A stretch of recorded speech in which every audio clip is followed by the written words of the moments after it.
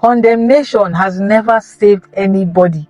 You know, I remember how growing up we share house chores. I'm supposed to do this one will do this, da da da da da. You have this sibling who, especially when they are younger, and so you have the right to shout at them, they will never do their own task. They will be doing something else. Oh, you're supposed to wash plate, go and wash the plate. They wouldn't. You shout at them, you scream, you call them dirty, you call them lazy, you call them yee. When you are done, they will still not do it. They will do it at the time that they want. You expected them to do it 9 a.m. in the morning. They might do it 5 p.m. in the evening. They don't care. With all the condemning, shouting, you think when you say negative things to them or certain things, it will just make them feel bad. Yes, they start to think of themselves some type of way. But really, in the real sense of things, or if you're the type that maybe you could beat, if it were a parent, you could beat, they will just start to be scared of you or something like that. But they really never did change. And you know, I've seen so many people, I've heard people's story. In fact, I recently just read one before shooting this video, how somebody is writing something about her mom, and she's like, this is the mom that never raised her voice, but raised her values. I'm like, wow.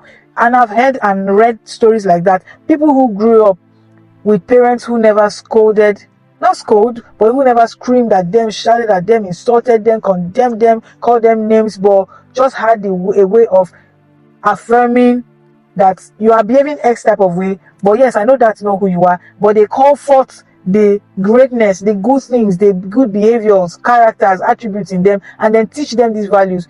Children will be children, but these parents have been able to master this emotional intelligence and psychology, human psychology of dealing with people, so they're able to manage even how difficult it is to bring up children. They're able to manage this thing.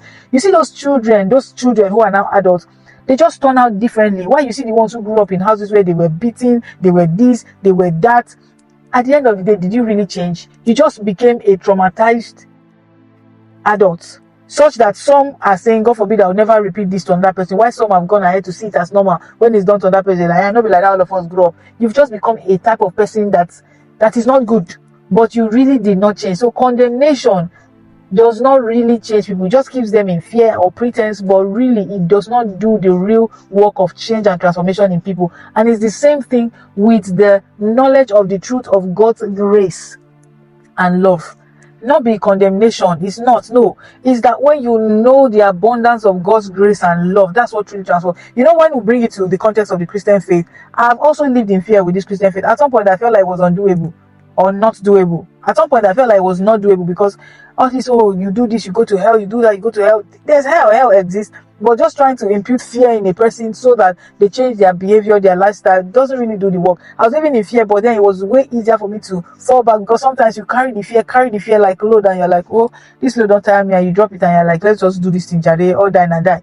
But by the time I understood God's love and grace and how that it was not by my performance, suddenly what looked like it was difficult to do became easy because I now understood that I am doing this thing from a place of freedom. And so even the behavior does not have any hold or control over me. I'm not a slave to it.